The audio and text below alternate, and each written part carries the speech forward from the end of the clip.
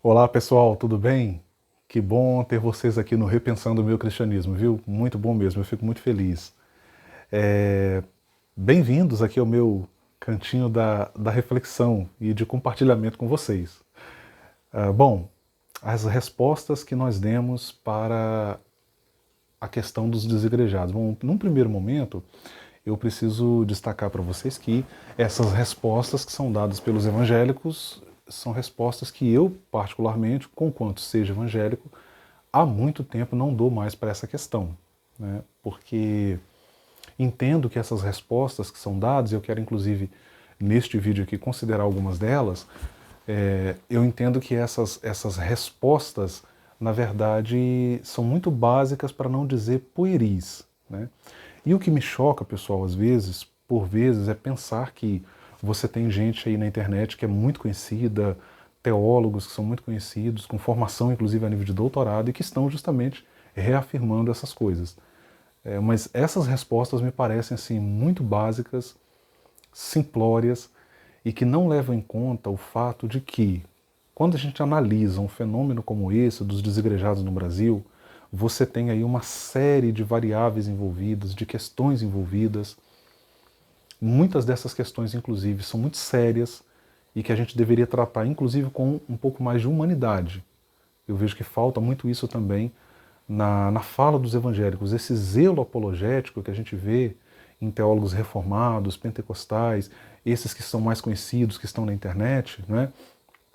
É, Muitas vezes esse zelo apologético ele é cruel, é excludente, ele já se aproxima do desigrejado como alguém que não é um cristão, que não é um irmão, que não, sabe, já vi casos em que se associa o movimento com a questão da imoralidade, enfim. Então, esse é um movimento amplo. Para você que não está familiarizado com esta palavra desigrejados, né?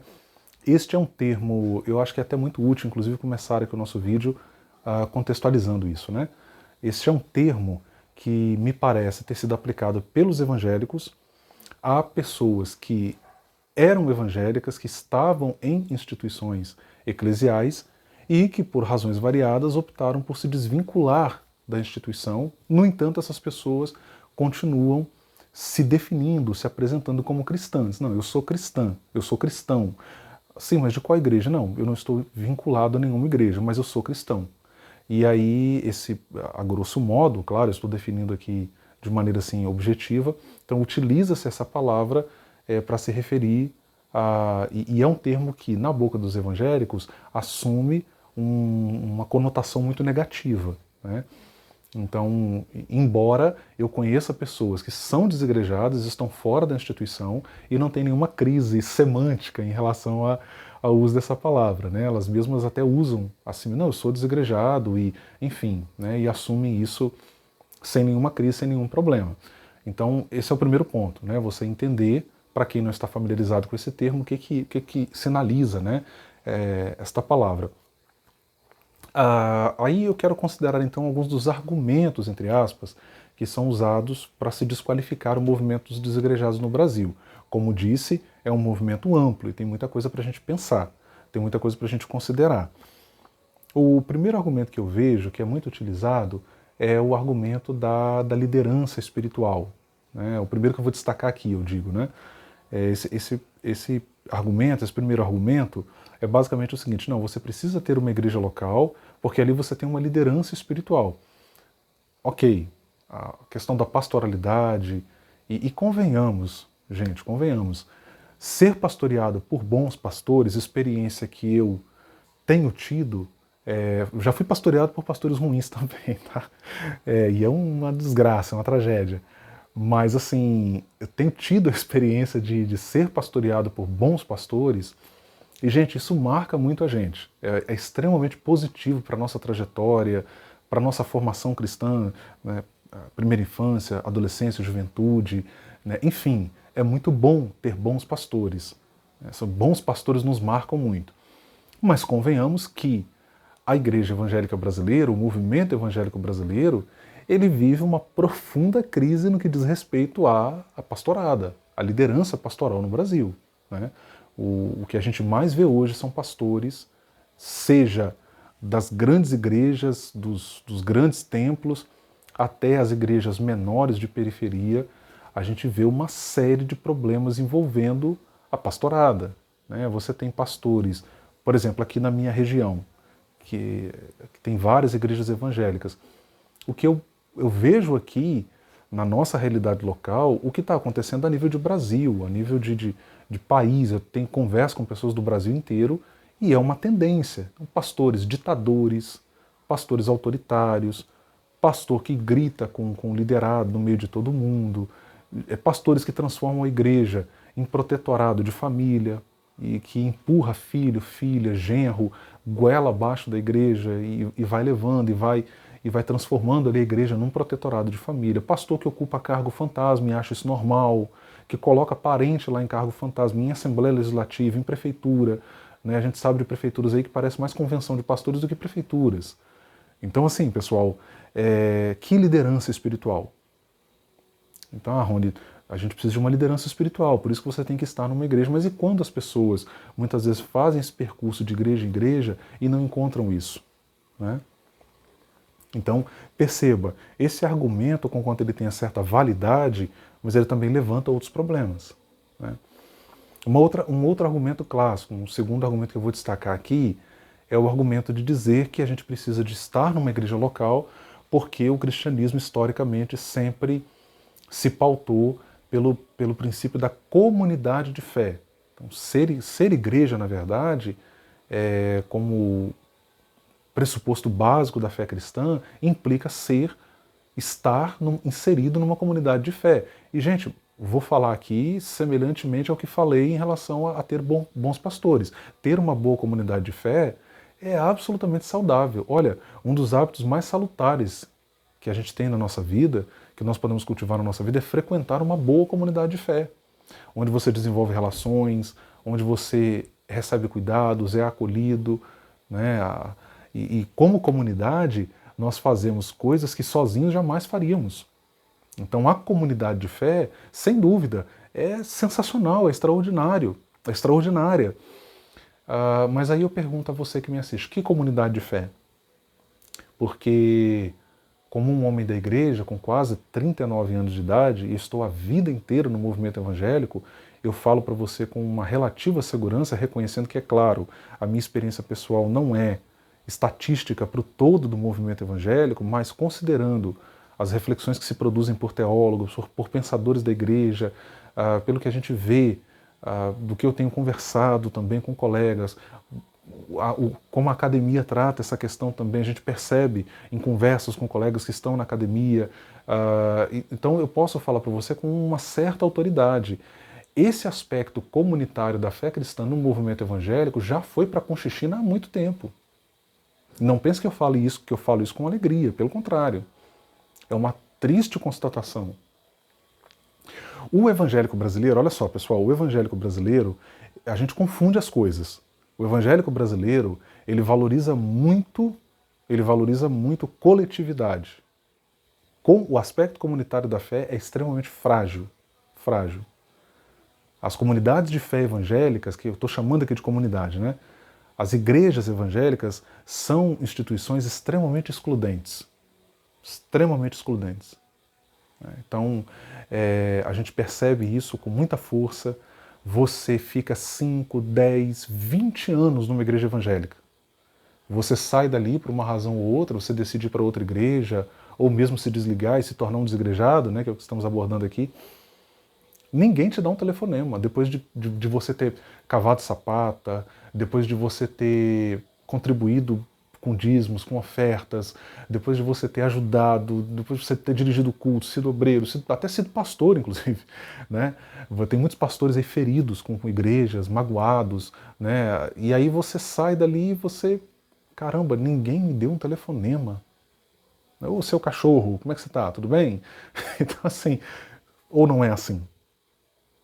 Então, gente, se você vai usar isso como argumento para criticar os desigrejados, olha, desculpe, mas a mim você não convence. Um outro argumento que eu ouço muito, né? Rony, você precisa ter uma igreja local, porque numa igreja local você ouve a palavra de Deus, você é alimentado, né? e aí você tem a sua família alimentada com a palavra. Eu pergunto, que palavra? Quando você fala de ser alimentado pela palavra na comunidade de fé durante os cultos, você está se referindo à pregação pentecostal? Talvez você que me assista seja de matriz pentecostal como eu sou. Porque se você estiver falando da pregação pentecostal, meu amigo, minha amiga, por favor, basta você ter 2 neurônios e ter lido um livro na vida para você perceber que a pregação pentecostal no Brasil se tornou uma coisa horrível. Horrível. Qualquer pessoa que tem um mínimo de criticidade tem problemas com a pregação pentecostal. Por que, professor Rony, você está falando isso? Porque a pregação pentecostal no Brasil, ela foi formatada por Camboriú. Camboriú exerceu uma influência enorme. Camboriú influenciou uma geração de pregadores pentecostais no Brasil. É claro, no movimento pentecostal a gente tem excelentes referências de pregadores pentecostais. É óbvio, um Elianai Cabral, por exemplo, né? Mas no geral é um lixo, é uma coisa horrorosa para você ouvir num domingo à noite com a sua família. Desculpe a franqueza, gente. Aqui eu estou num espaço que é meu e eu falo livremente, ok? Eu não falaria dessa forma se estivesse na comunidade de fé, ok? Mas aqui eu tenho liberdade, aqui é o meu espaço. Então você que chega aqui, por favor, entenda isso. Gente, a pregação pentecostal no Brasil, ela é tudo menos evangélica. Ela é tudo menos cristocêntrica.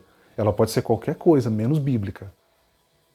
Então essa galera que fica aí gritando, espumando, gemendo o tempo todo no microfone, esse emocionalismo aviltante, sabe? Esse emocionalismo que é excludente, que mede a espiritualidade das pessoas, pelo tom da voz, pela quantidade de glórias que as pessoas dão na comunidade de fé. Gente, não dá, não dá. Qualquer pessoa que pensa não suporta esse tipo de coisa mais.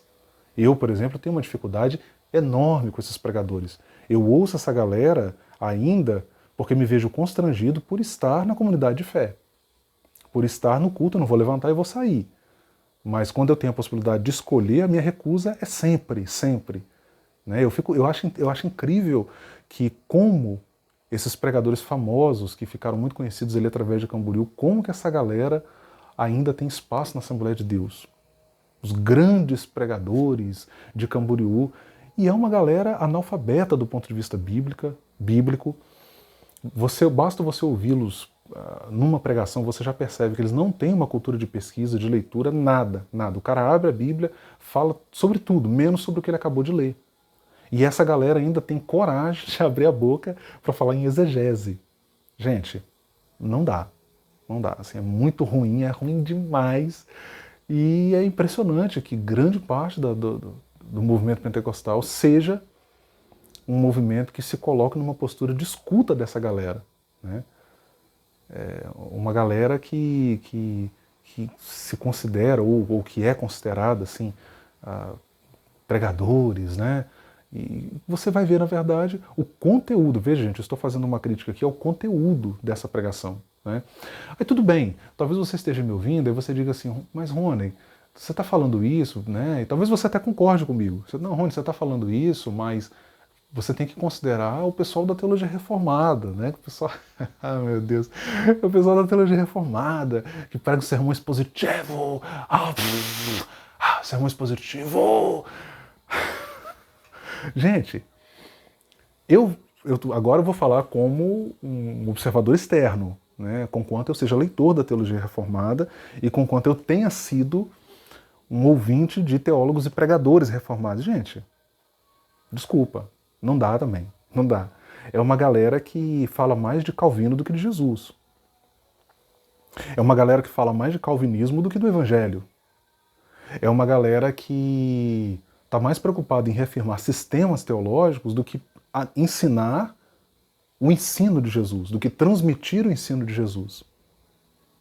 Ou você vai dizer que não é assim? Então, assim, desculpa, gente, também não dá. É uma crise generalizada que o movimento evangélico vive. Então você olha, é uma crise de púlpito, é uma crise homilética, né? Uma crise homilética que a gente está vivendo. Então, novamente, se você vai usar esse argumento para falar que o movimento dos desigrejados é ilegítimo, é espúrio, é contrário a Cristo, é contrário ao Evangelho, né? Um outro problema gravíssimo que eu vejo quando os evangélicos falam dos desigrejados. Os evangélicos tendem a olhar para os desigrejados de maneira unívoca, ou seja, por um viés só. Olha, há desigrejados e desigrejados. Existe o desigrejado, que é desigrejado solitário, mas você tem uma grande parcela de pessoas nesse movimento que se reúnem regularmente para cultuar a Deus, para abrir a Bíblia, para expor o texto bíblico, para orar juntos. Eles têm um momento de intercessão, eventualmente levantam uma contribuição financeira para alguma coisa que seja necessária. Aí eu pergunto a você que está me assistindo, Rony, então você está dizendo isso, mas então você com isso está dizendo que a gente não precisa de uma igreja local. Não. Ao afirmar uma coisa, não necessariamente estou negando outra. Eu vejo muita legitimidade na instituição. Mas não vou falar isso aqui porque não é esse o objetivo do vídeo, ok? Num outro vídeo eu posso falar sobre prova disso é que eu estou na instituição. E como disse no início do vídeo, até que me convidem a sair, o meu desejo é permanecer e continuar servindo e sendo útil, né? Agora, essa coisa, né, de você pensar o movimento dos desigrejados, porque olhar por um viés só, né, aquele grupo que está ali, que se reúne, porque ele está fora de um templo, porque ele não tem uma placa, porque ele não tem um CNPJ, tá?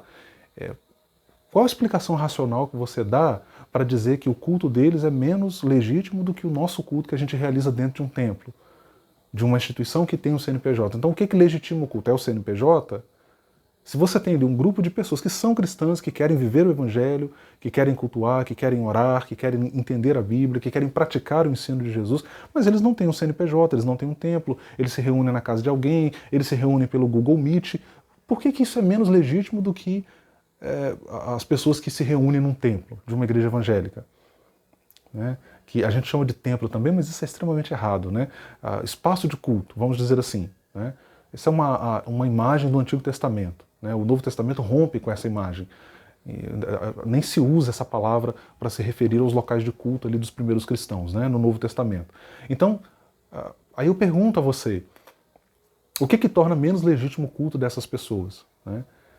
Então, pessoal, eu chego a pensar muitas vezes que há algumas questões envolvidas nessa crítica que os evangélicos fazem quanto a esse movimento dos desigrejados, que não implica apenas numa questão de limitação intelectual para analisar o fenômeno com a complexidade que ele tem, né?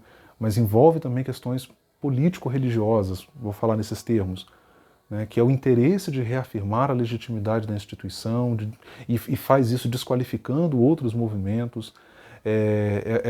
O fato de que vários desses teólogos, pastores e líderes de expressão que estão criticando esse movimento, eles próprios dependem da instituição, são alimentados pela instituição, se alimentam da instituição no sentido financeiro, no sentido de status ministerial, né, a condição de vida que a instituição dá para eles. Então, por isso mesmo, você vai ver muitas críticas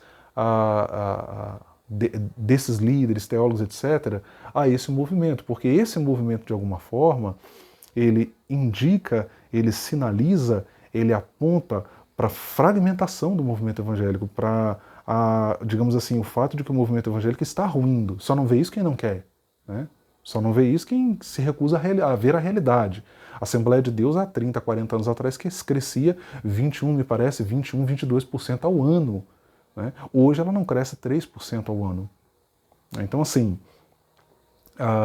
então é um movimento que está ruim e parece que, de algum modo, esse movimento dos desigrejados sinaliza para isso. E parece que essa galera que insiste em criticar ferozmente, de algum modo, ou uma parcela dela, né? Não todos. Eu acho que tem muita gente sincera, eu acho que tem muita gente que ama realmente a igreja do ponto de vista institucional e nenhum problema nisso, né? E se preocupa com o crescimento desse movimento. Eu tenho amigo assim, né?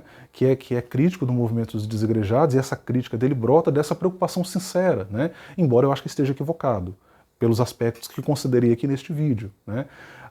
Mas assim, em linhas gerais, eu entendo que também tem muita gente que a preocupação dela envolve questões de interesse pessoal, e por isso mesmo atacam, desqualificam. Esse também é um ponto que a gente precisa considerar na análise desse movimento.